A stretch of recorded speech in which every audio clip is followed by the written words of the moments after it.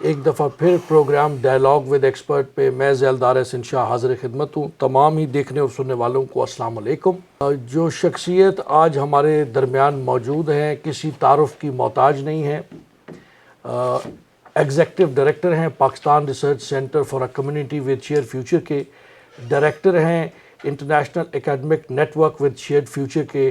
Expert international relations ہیں mister Khalid Taimur صاحب ہمارے ساتھ موجود ہیں. Thank you very much sir, آپ نے وقت نکالا اور آج ہمارے FM 101 ریڈیو پاکستان تشریف لائے. جی بہت شکریہ. آپ کا پروگرام ماشاءاللہ بڑا فیمس پروگرام ہے, ڈائلاگ ود ایکسپرٹس, اور ہر ہفتے سننے کا اتفاق ہوتا ہے, اور آج میری بڑی خوش قسمتی ہے کہ میں آپ کے پاس حاضر ہوا ہوں. سر سب سے پہلا سوال جو آپ سے کرنا چاہوں گا کہ ہمارے دیکھنے اور سننے والوں کو اس کی وضاحت کر دیں کہ Pakistan research centre for a community with shared future ہے کیا, اور اس کی جورسڈکشن کیا ہے, کن ایریاز پہ یہ کام کر رہی ہے, اور اس پر تھوڑی روشنی ڈال دیں. جی یہ Pakistan research centre for community with shared future کا ہسٹری یہ ہے کہ بیسیکلی پریزیڈنٹ شی جی پنگ نے مارچ 2013 میں ایک کانسیپٹ دیا تھا, ایک فلسفی دی تھی کمیونٹی آف شیئرڈ فیوچر کی. پریزیڈنٹ شی جی پنگ صاحب تشریف لے کے گئے تھے رشیا میں, اور وہاں پہ انہوں نے ایک تھنک ٹینک سے خطاب کے درمیان میں کمیونٹی آف شیئرڈ فیوچر کا ایک کانسیپٹ دیا تھا. اس کانسیپٹ کی بیس پہ بعد میں بیلٹ اینڈ روڈ انیشیٹو شروع ہوا. آپ کو پتہ ہے پاکستان اس کا ایک اہم حصہ ہے سی پیک کے حوالے سے. اور پھر 2019 میں چائنیز حکومت نے کمیونیکیشن یونیورسٹی آف چائنا جو کہ بیجنگ کے اندر ہے, وہاں پہ institute of community with shared future بنایا, اور میں اس ادارے کے ساتھ چائنا میں 2019 سے منسلک ہوں.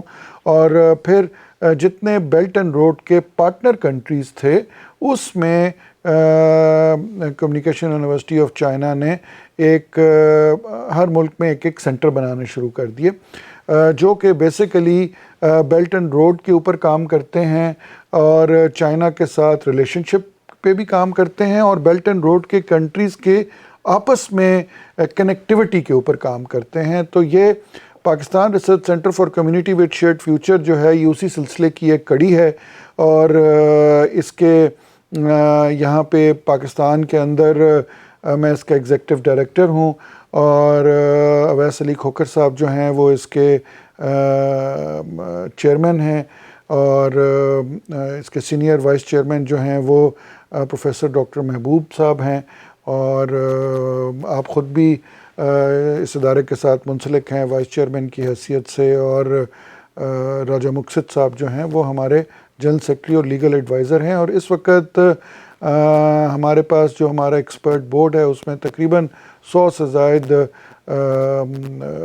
لوگ شامل ہیں. اور ہمارا بیسیکلی کام یہ ہے کہ لوگوں کو سی پیک کے حوالے سے آگہی دینا, بیلٹ اینڈ روڈ کے حوالے سے آگہی دینا, پاک چین تعلقات کو آگے بڑھانے کے حوالے سے آگہی دینا, اور اس کے اوپر ہم کام کرتے ہیں. سر یہ جو دوسرا آپ کا پورٹ فولیو ہے director international academic network with shared future, اس کے اوپر بھی تھوڑی سی روشنی ڈال دیں. نام سے تو ظاہر ہے کہ اکیڈمک نیٹ ورک ہے, بٹ لوگوں کے لیے بہت آسانی ہوگی اگر آپ اس کو جی یہ بیسیکلی جی چائنا میں 2022 میں ایک اکیڈمک نیٹ ورک انہوں نے بنایا. اب ظاہری بات ہے جب بیلٹ اینڈ روڈ کے حوالے سے سارے دنیا کے ممالک جو ہیں وہ اکٹھے ہو رہے ہیں, اور 155 ملکوں کا آپ کہہ لیں کہ جس طرح پھولوں کا بوکے ہوتا ہے, 155 ملک جو ہیں بیلٹ اینڈ روڈ کے حوالے سے چائنا کے ساتھ اس کے پارٹنر ہیں. تو چائنیز گورنمنٹ نے اگین کمیونیکیشن یونیورسٹی کے تھرو انہوں نے ایک انٹرنیشنل اکیڈمک نیٹ ورک بنایا ہے. اس انٹرنیشنل اکیڈمک نیٹ ورک کا کام یہ ہوتا ہے کہ اس کے مختلف ممبرز ہیں, میں بھی اس کا ڈائریکٹر ہوں, کہ مختلف ممالک کے اسٹوڈنٹس کو دوسرے ممالک کے اندر پڑھائی کے موقع فراہم کرنا, اسٹوڈنٹ ایکسچینج پروگرامز کے موقع استعمال فراہم کرنا. تو یہ بیسیکلی جو ہے ایک international academic network China میں واقع ہے, اور ہم لوگ ان کے ساتھ کام کرتے ہیں, اور پاکستان سے اور دیگر ممالک سے اسٹوڈنٹس کو ہم ریکمینڈ کرتے ہیں فار اسٹوڈنٹ ایکسچینج پروگرام. ہو گیا کسی نے پی ایچ ڈی کرنی ہے, کسی نے ایم فل کرنا ہے, کسی کو پرائمری ریسرچ کرنے کے لیے کوئی ڈیٹا چاہیے تو یہ جو انٹرنیشنل اکیڈمک نیٹ ورک ہے جس میں افریقن ممالک کے ایکسپرٹس بھی شامل ہیں، ایشین ممالک کے ایکسپرٹس بھی شامل ہیں، لیٹن امریکہ کے ایکسپرٹس بھی شامل ہیں، وسطی ایشیا ممالک کے ایکسپرٹس بھی شامل ہیں، تو یہ ان کا ایک نیٹ ورک ہے اور مجھے بڑے اعزاز کی بات ہے کہ I am the only Pakistani جو کہ اتنے بڑے نیٹ ورک کا ڈائریکٹر۔ سر ایک بہت ہی اہم سوال پہ آنے سے پہلے میں یہ جاننا چاہوں گا کہ آپ کے دونوں پورٹ فولیوز میں یہ لفظ استعمال ہو رہا ہے شیئرڈ فیوچر، تو شیئرڈ فیوچر کیا ہے، یہ کیا کانسیپٹ ہے؟ جی شیئرڈ فیوچر کے بارے میں آپ کو ایک بات بتاؤں کہ شیئرڈ فیوچر کا مطلب ہے کہ اجتماعی فیوچر کی طرف آگے بڑھنے کے لیے کمیونٹی آف شیئرڈ فیوچر۔ یہ جب چائنا نے اپنا بیلٹ اینڈ روڈ کا پروگرام شروع کیا تو یہ بیلٹ اینڈ روڈ کا جو پروگرام ہے یہ اس ٹائم پہ 155 ملک اس کا حصہ ہیں۔ اب یہ بیسیکلی انیشلی 6 کوریڈورز پہ تھا، جس میں سے ایک کوریڈور جو ہے جس کا نام سی پیک ہے جو پاکستان سے گزرتا ہے، 3 کوریڈورز جو ہیں ریل اینڈ روڈ کوریڈورز وہ سینٹرل ایشیا وسطی ایشیا ممالک سے ہوتے ہوئے رشیا سے کنیکٹ کرتے ہوئے تو ایسٹرن یورپ کے تھرو یورپ سے جا کے ملتے ہیں، ایک کوریڈور جو ہے وہ چائنا سے ہو کے منگولیا سے ہو کے رشیا سے جا کے ملتا ہے، اور ایک کوریڈور جو ہے وہ چائنا سے ایسٹ ایشیائی ممالک کی طرف بیلٹ اینڈ جا روڈ کے انیشیٹو۔ جی میں بیلٹ اینڈ روڈ کا بیکاز یہ جو بیلٹ اینڈ روڈ انیشیٹو اور کمیونٹی آف شیئرڈ فیوچر کا کانسیپٹ ہے یہ ایک ہی ہے، جوائنٹ ہے، یہ جوائنٹ ہے۔ دیکھیں بیلٹ اینڈ روڈ کیا ہے؟ بیلٹ اینڈ روڈ انیشیٹو جو ہے وہ انفراسٹرکچر کے ساتھ ڈیل کرتا ہے۔ یہ جس بلڈنگ میں ہم بیٹھے ہوئے ہیں آپ یہ سمجھیں کہ یہ بیلٹ اینڈ روڈ انیشیٹو کا حصہ اگر ہو تو یہ بلڈنگ بنانے کے بعد یہ انفراسٹرکچر ہے، جو ہیومن کانٹیکٹ ہے، جو آپس میں آپ اور میں مل رہے ہیں، وہ basically we are part of a community. آپ ایک ملک کے ہیں، میں ایک اور ملک کا ہوں، ہم آپس میں مل رہے ہیں تو ہم ایک کمیونٹی دوسرے کمیونٹی سے مل رہی ہے۔ اب آپس میں یہ کمیونٹیز کا آپس میں کلیش نہ ہو یا آپس میں ان کا ایک احسن طریقے سے یہ ٹریڈ کر سکیں، آگے بڑھ سکیں، تو وہ کمیونٹی آف شیئرڈ فیوچر کے کانسیپٹ میں آ جاتا ہے۔ یہ ایک براڈر کانسیپٹ ہے۔ اس کے اندر پھر پریزیڈنٹ شی جی پنگ نے ایک کانسیپٹ دیا گلوبل ڈیولپمنٹ انیشیٹیوز کا، گلوبل سیکیورٹی انیشیٹیوز کا، گلوبل سویلائزیشن انیشیٹیوز کا۔ بیسیکلی یہ کوئی نئی چیز نہیں ہے، ہر ملک میں یہ چیز پہلے سے لاگو ہے۔ آپ کے ملک میں ہو سکتا ہے ایک چیز کو ڈیفرنٹ نام دیتے ہوں، جس طرح کسی ملک میں چاول کو رائس کہتے ہیں، کسی میں چاہ کہتے ہیں، کسی میں اس کا کوئی اور نام ہے، لیکن کھانا تو وہی ہے۔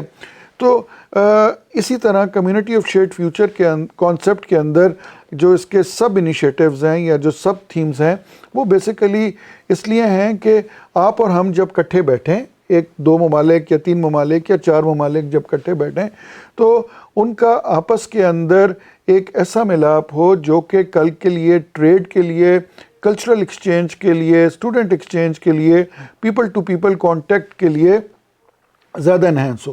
سو یہ جو ساری چیز ہے یہ آ جاتی ہے کمیونٹی آف شیئرڈ فیوچر، کہ کمیونٹی ایک کمیونٹی اور دوسری کمیونٹی آپس میں مل کے آپس میں کلیش نہ کریں اور یہ آپس میں آگے بڑھیں ایک شیئرڈ فیوچر کی طرف، ایک اجتماعی ترقی کی طرف۔ اجتماعی ترقی کی طرف، جس طرح جو کانسیپٹ تھا گلوبل ولیج کا، تو شیئرڈ فیوچر اس سے ملتا جلتا کانسیپٹ ہے۔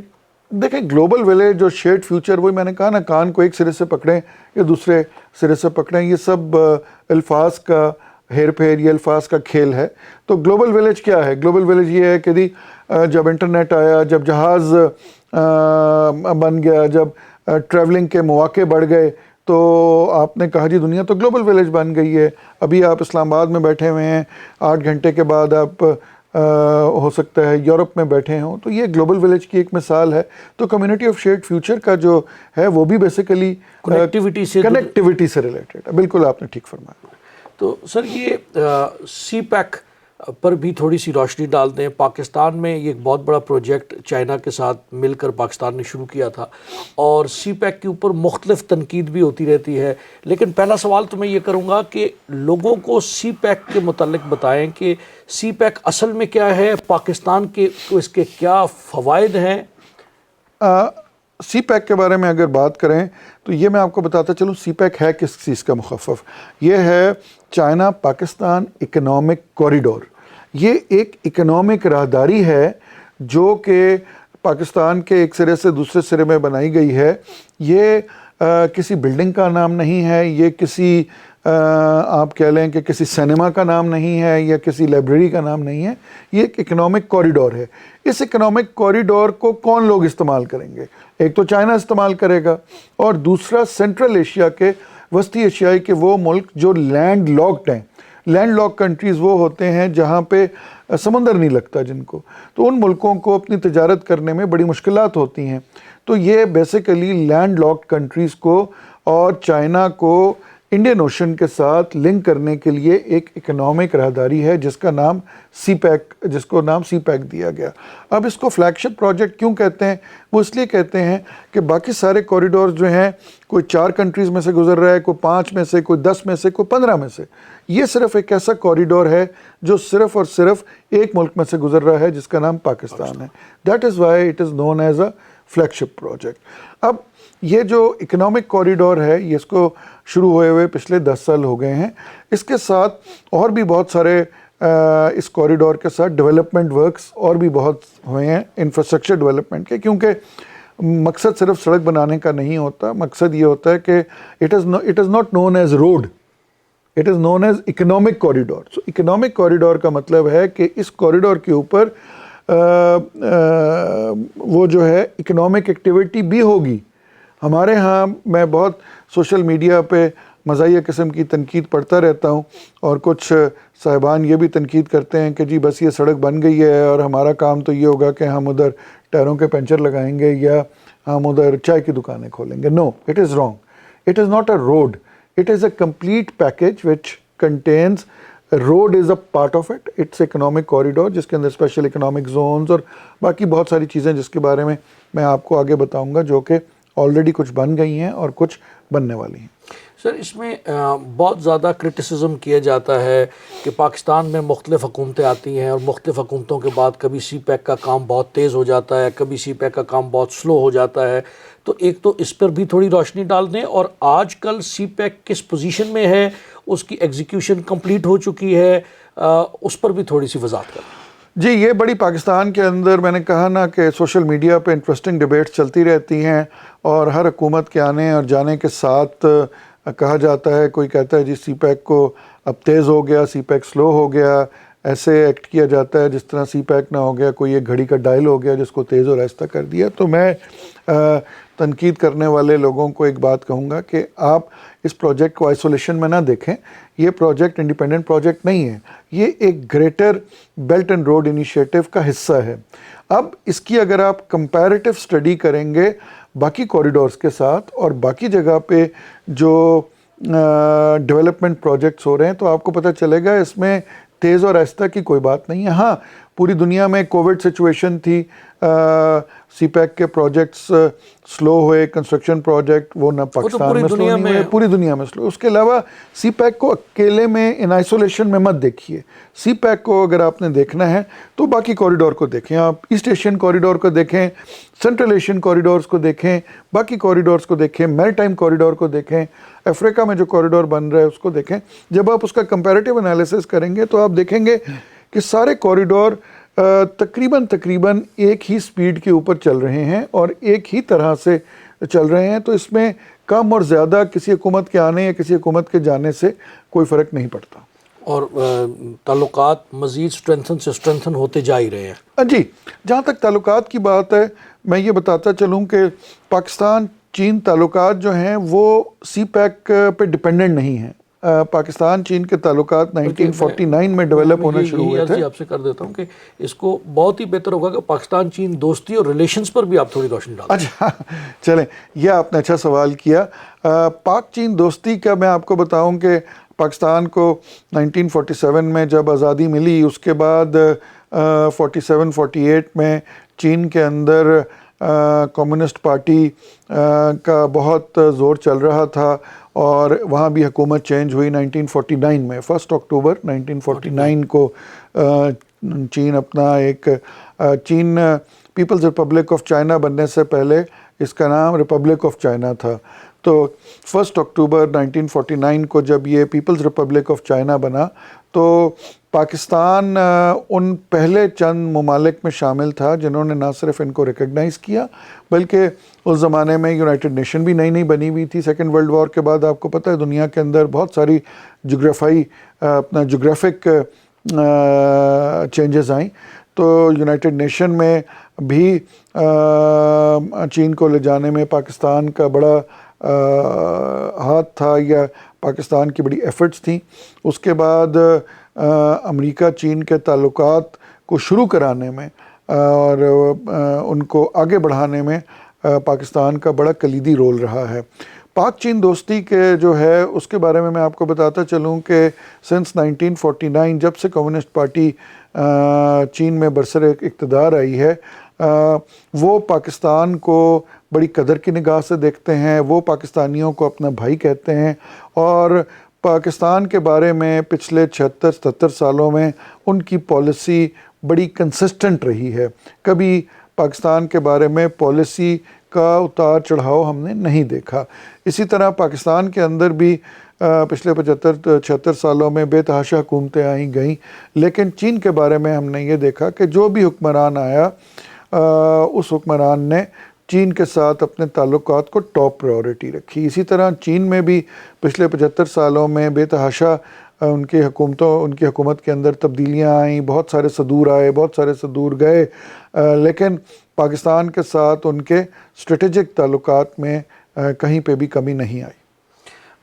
سر اس میں تو آپ نے بڑی زبردست روشنی ڈالی اور پورا پاکستان ہی پاکستان اور چائنا کی دوستی کے گیت گاتا رہتا ہے اور ہمیشہ بڑا مشہور جملہ ہے کہ ہماری دوستی ہمالیہ سے بھی زیادہ بلند اور مضبوط ہے اور سمندر سے بھی زیادہ گہری ہے, اور ہم دعا کرتے ہیں کہ پاکستان اور چائنا کی جو کولیبریشنز ہیں, جو ریلیشن شپ ہے, وہ مزید سٹرینتھن ہو.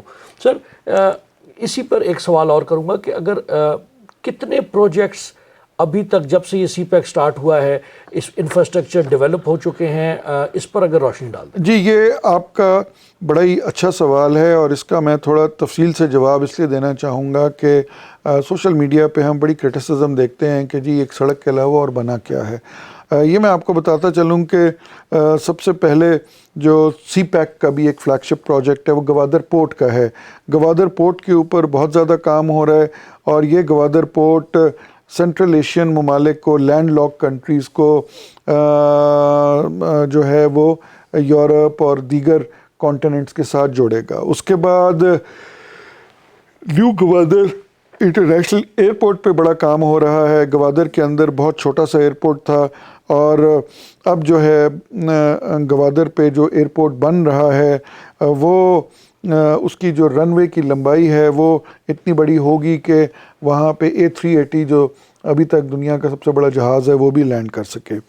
اس کے بعد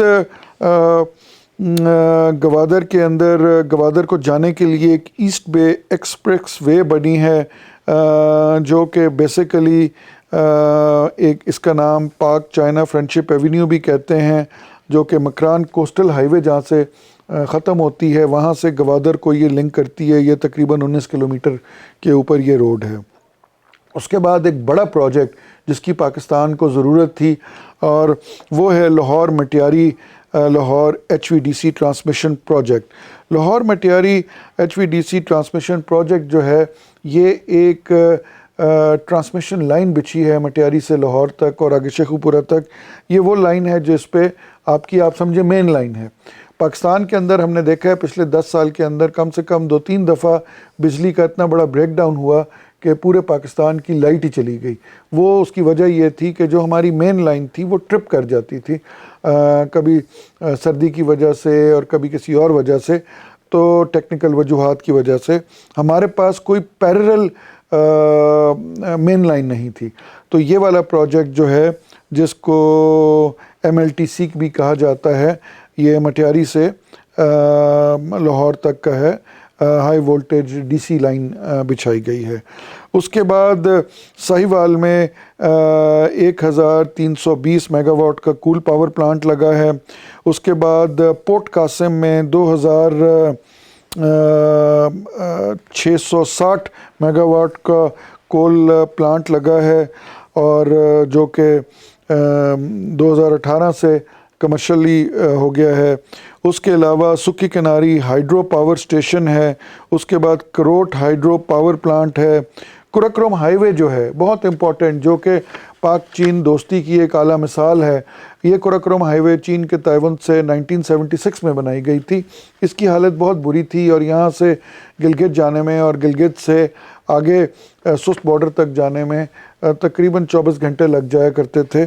اب یہ قراقرم ہائی وے ساری کی ساری اپ گریڈ کر دی گئی ہے اور ٹوٹل جو اس کی لینتھ تقریباً 340 کلومیٹر بنتی ہے رائے کوٹ سے خنجراب پاس تک. اس کو نہ صرف اپ گریڈ کر دیا گیا ہے بلکہ اب ڈسٹنس جو ہے وہ تقریباً آدھا ہو گیا ہے. آپ 10 گھنٹے میں پہنچ بہت جاتے ہیں. زبردست پروجیکٹس ہیں اور یہ بڑے کامیاب اور شاندار پروجیکٹس ہیں جن کی آپ نشاندہی کر رہے ہیں. جی، اور یہاں پہ بات ختم نہیں ہوتی. اس کے علاوہ Lahore rail transit orange line کا پروجیکٹ ہے.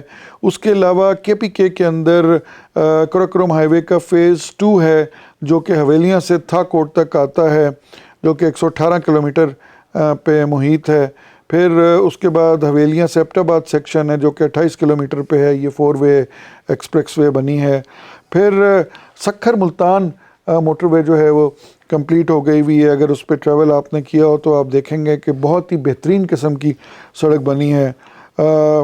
اس کے علاوہ ایک ماڈرن مائننگ کمپنی قائم کی گئی ہے جو کہ مائننگ میں پاکستان کی مدد کر رہی ہے. اس کے علاوہ لیڈ زنک مائن پروجیکٹ شروع ہوا ہے. یہ لسبیلا کے اندر ہے. لسبیلا کے اندر بہت سارے منرلز اویلیبل ہیں، میٹلز اویلیبل ہیں، یہ وہاں پہ اویلیبل ہے. اس کے علاوہ ہواوی کی ہائی سپیڈ پاک چائنا انفارمیشن ہائی وے آپٹیکل فائبر پروجیکٹ ہے. پاکستان میں ہم یہ دیکھتے ہیں کہ اکثر آپ کے فون پہ میسج آتے ہوں گے کہ جی وہ انٹرنیٹ کی سپیڈ سلو ہو گئی ہے کیونکہ سی کے اندر سے آنے والی کیبل جو ہے وہ کٹ گئی ہے.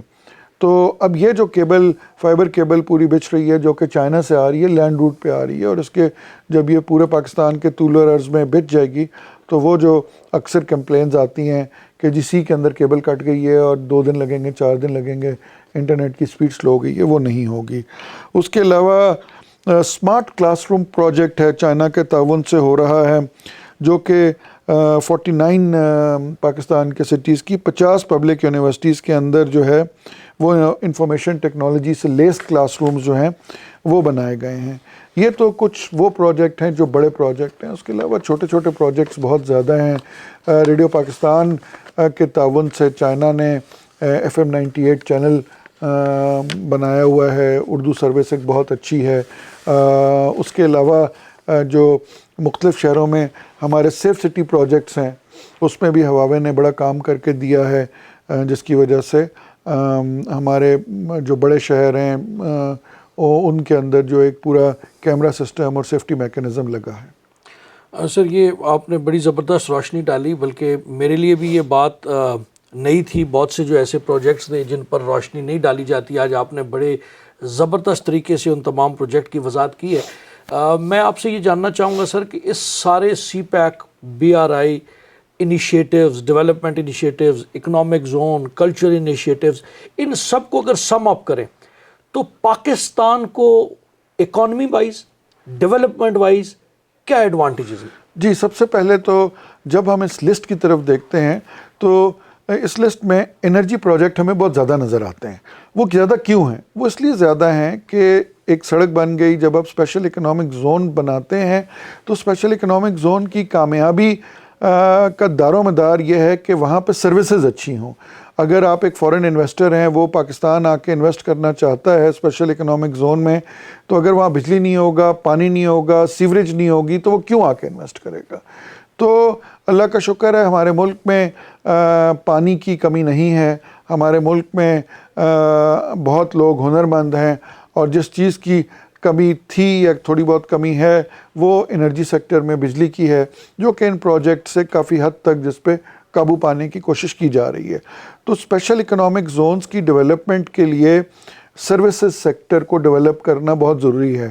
بہت سارے اسٹوڈنٹس، بہت سارے لوگ مجھ سے پوچھتے ہیں کہ جی سی پیک کا سیکنڈ فیز جو ہے وہ اکنامک ڈیولپمنٹ میں انڈسٹری کی ڈیولپمنٹ ہے. میں کہتا ہوں نہیں، سی پیک کا سیکنڈ فیز جو ہے وہ یہ ہے، فرسٹ فیز تو ہو گیا انفراسٹرکچر ڈیولپمنٹ، سیکنڈ فیز ہے سروسز ڈیولپمنٹ.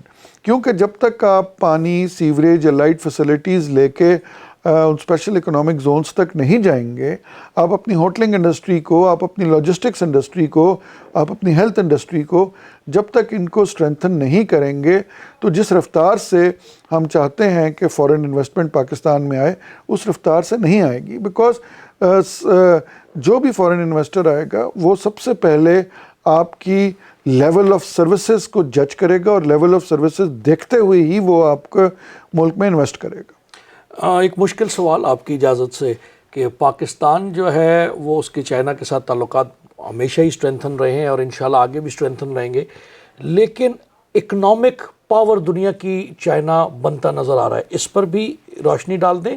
اور آپ کیا چائنا کو اکنامک پاور کے ساتھ ورلڈ پاور کی طرف بھی جاتے ہوئے دیکھتے ہیں؟ میں آپ کو بات کروں کہ میں پہلے تو سب سے پہلے کوٹ کروں گا پریزیڈنٹ شی جی پنگ کا جو ابھی دورہ ہوا ہے امریکہ کا، اس میں انہوں نے پریزیڈنٹ جو بائیڈن کو ایک جملہ بولا، جو کہ میں یہاں پہ اردو میں آپ کے آگے ریپیٹ کروں گا.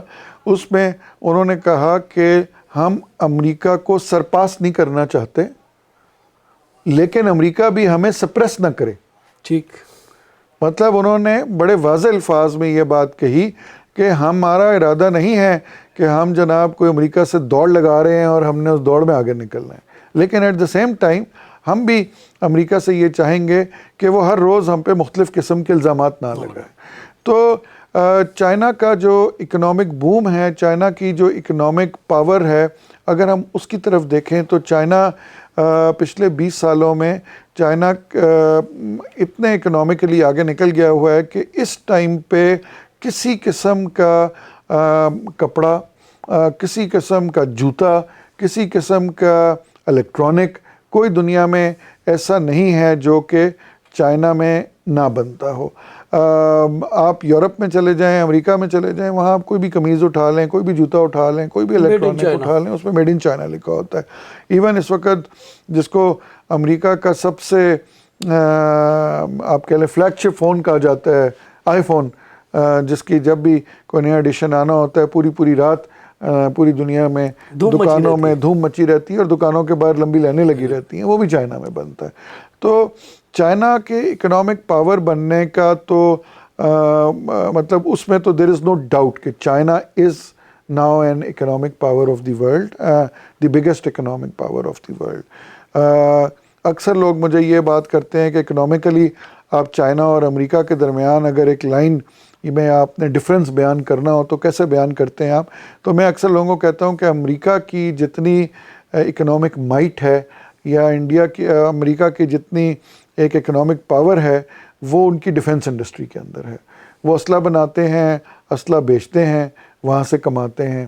دوسری بات یہ کہ پوری دنیا میں ڈالر ایک انٹرنیشنل کرنسی کے طور پہ چلتا ہے، تو پوری دنیا میں جب بھی ڈالر بکتا ہے یا خریدا جاتا ہے، کسی نہ کسی صورت میں کوئی نہ کوئی کمیشن کا حصہ جو ہے وہ امریکہ کو اس کا فائدہ ہوتا ہے. ویئر ایز چائنا نے تو نہ ملٹری مائٹ بنایا، اور چائنا نے نہ ہی اپنی کرنسی کو ڈکلیئر کیا کہ جی آپ ہماری کرنسی کے علاوہ ہم سے بات نہ کریں. یہ میں سمجھتا ہوں چائنا کا بڑا پن ہے، اور یہ میں سمجھتا ہوں کہ چائنا کی طرف سے امریکہ کے لیے ایک اچھا جسچر بھی ہے کہ چائنا، ورنہ تو 155 کنٹریز چائنا کے ساتھ اس ٹائم پہ بیلٹ اینڈ روڈ میں ہیں. چائنا ان کو یہ بھی کہہ سکتا تھا بھئی میں آپ کے ملک میں آ کے اتنی انویسٹمنٹ کر رہا ہوں، میں اپنے پیسوں میں انویسٹمنٹ کروں گا، RMB میں، چائنیز یوان میں کروں گا. آپ نے جو مجھے قرضہ واپس کرنا ہے وہ بھی آپ RMB میں واپس کریں. لیکن چائنا نے جو ایک ورلڈ کا، دنیا کا ایک جو فائنینشیل آرڈر ہے اس کو تبدیل نہیں کیا اور نہ ڈسٹرب کیا ہے. تو اس سارے چیزوں کو ساتھ لے کے چلتے ہوئے اتنی ترقی کرنا جو ہے وہ میں سمجھتا ہوں بڑے ہی تحسین کی بات ہے. لیکن انفارچونیٹلی امریکہ کی طرف سے چائنا پہ ڈفرینٹ قسم کے الزامات لگتے رہے ہیں، کبھی ہیومن رائٹس کے ایشوز، کبھی WTO کا ایشو، تو کبھی کووڈ بھی ان کے اوپر ڈال دیا، کووڈ بھی چائنا کے اوپر ڈال دیا گیا. لیکن وقت نے ثابت کیا کہ کوئی بھی بات صحیح ثابت نہیں ہوئی، اور کووڈ میں بھی ہم نے دیکھا کہ سب سے پہلی ویکسینیشن جو ہے اس کی ڈیولپمنٹ چائنا نے کی اور چائنا نے فری آف کاسٹ پوری دنیا کو وہ ویکسینیشن دی. تو میں یہ سمجھتا ہوں کہ آنے والے دنوں میں چائنا کا جو اکنامک امپیکٹ ہے دنیا میں وہ اور زیادہ بڑھے گا. اور میں یہ بھی سمجھتا ہوں کہ آج نہیں تو کل امریکہ کو یہ بات سمجھ آئے گی کہ چائنا ان کے ساتھ کسی قسم کی ریس میں نہیں ہے. اور یہ جو سوشل میڈیا کے اوپر اور ایک امپیکٹ کریٹ کرنے کی کوشش کی جا رہی ہے وہ میں سمجھتا ہوں کہ جو بھی کرنے کی کوشش کر رہے ہیں وہ نہ امریکہ کا دوست ہے نہ چائنا کا دوست. اور آپ اگلے 20-25 سال میں چائنا کو ورلڈ پاور بنتے دیکھتے ہیں؟ This is your opinion. جی ورلڈ پاور کی ڈیفینیشن ہمیں تھوڑی سی ایکسپلین کرنی پڑے گی کہ world power in what sense. World power آپ سمجھتے ہیں کہ جی کوئی 2-4 ملکوں پہ جا کے چائنا قبضہ کر لے گا یا چائنا جو ہے وہ برٹش امپائر کی طرح 10-15 ملکوں کو اپنی کالونی بنا لے گا؟ نو، اس طرح کی ورلڈ پاور بنتا ہوا میں چائنا کو نہیں دیکھ رہا. میں چائنا کو ایک ایسی ورلڈ پاور بنتے ہوئے دیکھ رہا ہوں جو کہ ہر ایک کو اپنے ساتھ لے کے چلنا چاہتے ہیں. چھوٹا سے چھوٹا ملک ہے جو میسیڈونیا ایک بہت چھوٹا ملک ہے، وہاں سے لے کے تو بڑے سے بڑا پاپولیٹڈ جو کنٹری ہے برازیل، وہاں تک ہر ملک کو چائنا اپنے ساتھ لے کے چلنا چاہتا ہے. چائنا اس قسم کی پاور بالکل نہیں بننا چاہتا کہ جس میں کسی ملک کے وہ حقوق کو سلب کرے یا کسی ملک کے اوپر اپنے ول چلانے کی کوشش کرے. لیکن چائنا کی جو اکنامک مائٹ ہے وہ انکریز ہو رہی ہے. BRI پروجیکٹس میں پچھلے 10 سال میں چائنا نے $1 ٹریلین لگایا ہے اور شنید یہ ہے کہ اگلے 5 سے 10 سال میں $1 ٹریلین اور لگائے گا. اور اس کے بعد جو اینول ٹریڈ پروجیکٹڈ ٹریڈ جو کہ ایکسپرٹس فیل کرتے ہیں کہ جب یہ BRI کے سارے پروجیکٹس کمپلیٹ ہو جائیں گے، ٹریڈ شروع ہو جائے گی، سب کچھ ہوگا، تو وہ تقریباً اینولی $1.6 ٹریلین ہے. تو آپ یہ دیکھیں کہ 15 سے 20 سال میں اگر آپ $2 ٹریلین لگا کے تو ہر سال اگر آپ $1 ٹریلین کی ٹریڈ ہی دنیا میں ہو رہی ہے تو میرے خیال میں it's a one one situation for everybody. Sir ایک نیوز پچھلے دنوں میں نے پڑھی تھی، اس کو کچھ وقت گزر گیا ہے تو آپ اس میں بہتر بتا بھی دیں گے کہ کچھ کنٹریز جو فرینڈز آف چائنا ہیں وہ، اور خصوصی جو ایشین ممالک ہیں، وہ یہ چاہتے ہیں کہ جو ٹریڈ کا جو آگے نیگوسیشنز ہوں وہ چائنا کی لوکل کرنسی میں بھی کی جا سکتی ہیں، ڈالر سے ہٹ کر لوکل کرنسی پر آ رہی ہے. تو آپ اس کو کس انداز سے دیکھتے ہیں؟ جی میں یہ سمجھتا ہوں کہ پہلی بات جیسے میں نے آپ کو پہلے کہی کہ چائنا دنیا کے اکنامک آرڈر کو ڈسٹرب نہیں کرنا چاہتا. چائنا سب کو ساتھ لے کے چلنا چاہتا ہے. وہ اور بات ہے کہ کوئی ملک اگر RMB میں چائنیز یوان میں ٹریڈ کرنا چاہتا ہے تو وہ ان کی مرضی ہے. ابھی تک چائنا کی طرف سے اس قسم کی کوئی ہم نے انڈیکیشن نہیں دیکھی. اب جس طرح کہ ابھی رشیا اور بیلاروس کے اوپر سینکشنز لگی ہوئی ہیں تو اس وقت رشیا جو اپنا ٹریڈ کر رہا ہے چائنا کے ساتھ وہ چائنیز RMB کے اندر کر رہا ہے. اور بھی بہت سارے ممالک ہیں، بہت سارے پروجیکٹس ہیں جن میں چائنیز RMB میں ٹریڈ ہو رہی ہے. لیکن میں یہ سمجھتا ہوں کہ ٹریڈ ڈالر میں ہو یا RMB میں ہو یا کسی اور پاکستانی روپی میں ہو، کسی اور کرنسی میں ہو، اصل میں مقصد تو یہ ہے کہ ٹریڈ کا ہونا، اور اصل مقصد یہ ہے کہ ملکوں کے درمیان کنیکٹیویٹی کا بننا. آپ جس کو گلوبل ولیج کا نام دیتے ہیں یا ویسٹ میں، اور چائنیز جس کو ایک کمیونٹی وتھ شیئرڈ فیوچر کا نام دیتے ہیں، بیسیکلی وہ ایک ہی two sides of the one coin ہے. بلکہ میں کہوں گا کہ 2 سائڈز بھی نہیں ہیں، it is one side of the coin with a different name. Sir چونکہ ہم پاکستان کے رہنے والے ہیں اور پاکستان ہمارا ملک ہے، تو اس چیز کو سامنے رکھتے ہوئے میں یہ سوال کرنا چاہوں گا آپ سے کہ پاکستان کی اکنامک صورتحال آپ کے سامنے ہے، پاکستان کے مشکلات کا شکار ہے، یہ بھی آپ کے سامنے ہے. ہم as a nation, as a country, China کی ڈیولپمنٹ سے، چائنا نے کیسے پاورٹی کم کی، چائنا نے کیسے ڈیولپمنٹ کی، چائنا کیسے دنیا میں اکنامک ورلڈ پاور بن گیا، سو ان سب چیزوں کو دیکھتے ہوئے ہم پاکستانی نیشن یا پاکستان کیا سیکھ سکتا ہے اور ان کی ڈیولپمنٹ سے، ان کی پالیسیز سے؟ جی سب سے پہلے تو میں یہ بتاؤں کہ چائنیز ماڈل سے سیکھنے کو 1 یا 2 چیزیں نہیں ہیں، بہت چیزیں ہیں. ان کا آپ سسٹم آف گورننس دیکھیں. اکثر لوگ چائنا کے وہ کہتے ہیں کہ جی یہ کمیونسٹ کنٹری ہے, یہ سوشلسٹ کنٹری ہے, لیکن وہاں میں آپ کو بتاؤں کہ the level of democracy which is there I don't see any where in the world, because یہ کہ وہاں پہ ایک عام بندہ بھی ایک سسٹم سے گزر کے ملک کا صدر بن سکتا ہے. وہاں پہ ملک کا صدر بننے کے لیے کوئی بہت امیر ہونا یا اشرفیہ سے تعلق رکھنا ضروری نہیں ہے. پریزیڈنٹ شی جی پنگ کی مثال لے لیں, انہوں نے 42-43 سال پہلے جب اپنی سیاست شروع کی تو انہوں نے بالکل کاؤنٹی لیول سے میں وہ کمیونسٹ پارٹی میں شامل ہوئے اور انہوں نے اپنی سیاست شروع کی. اس کے بعد وہ ایک صوبے کے گورنر رہے ہبئی پروونس کے, پھر اس کے بعد وہ فیڈرل میں جب تشریف لائے تو وہاں پہ منسٹر رہے, پرائم منسٹر رہے, پھر جا کے صدر بنے. اور پچھلے 75 سالوں میں کوئی ایسی مثال نہیں ہے کہ کسی کو بہت امیر آدمی ادھر صدر بن گیا ہو. ماڈریٹ لوگ بنتے ہیں. یہ امریکہ کی طرح نہیں ہے کہ ٹرمپ کے پاس one of the richest man ان دی امریکہ ہے اور وہ اپنے پیسے کے استعمال سے 4 سال پریزیڈنٹ بن جائے کوئی پریزیڈنٹ بن جائے. تو وہاں پہ اس قسم کی کنسیڈریشن نہیں ہے. کمیونسٹ پارٹی کے اندر اگر آپ دیکھیں کہ جو ان کے وہ 2 سیشنز کی, اکثر آپ نے ورڈ سنا ہوگا, 2 سیشنز جو ان کے ہوتے ہیں سالانہ, جس کے اندر مختلف طبقہ فکر کے لوگ شامل ہوتے ہیں. پھر ان کا جو ہائیسٹ ڈیسیجن میکنگ باڈی ہے, یہ بھی میں آپ کو بتاؤں کہ وہ اس کو پولٹ بیورو کہتے ہیں, جس میں 7 لوگ ہوتے ہیں.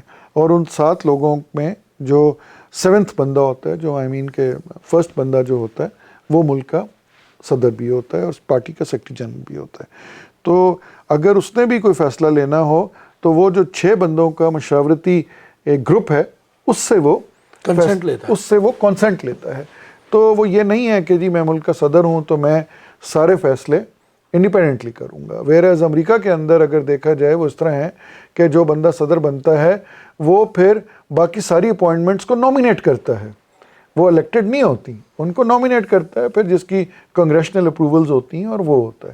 تو بیسیکلی چائنا میں اس طرح کا سسٹم نہیں ہے. ان کا جو ڈیموکریٹک ویلیوز یا ان کا جو سسٹم ہے وہ انٹائرلی ڈفرینٹ ہے. میں یہ سمجھتا ہوں کہ آنے والے ٹائم کے اندر چائنا کا جو یہ بیلٹ اینڈ روڈ پروگرام ہے اور کمیونٹی آف شیئرڈ فیوچر کا جو کانسیپٹ ہے, وہ it will prove out to be a one one situation for everybody. اور آنے والے دنوں میں آپ یہ بھی دیکھیں گے کہ امریکہ یا کچھ یورپین کنٹریز جو کہ چائنا کی ان چیزوں سے اتفاق نہیں کرتے, وہ بھی اس بات کے قائل ہو جائیں گے کہ it is really a one one situation. Definitely. Sir, آپ نے پاکستان میں چائنیز فوڈ تو بہت فیملیئر ہے اور لوگ پاکستان میں بڑے شوق سے چائنیز کھانا بھی کھاتے ہیں اور ہم بھی مختلف جگہ پہ ڈفرینٹ ریسٹورنٹس بھی دیکھتے ہیں چائنیز. آپ نے چائنا کے مختلف شہروں کا بھی وزٹ کیا. پاکستان کا کلچر بھی بہت امپورٹنٹ ہے اور آپ نے چائنا کا کلچر بھی دیکھا.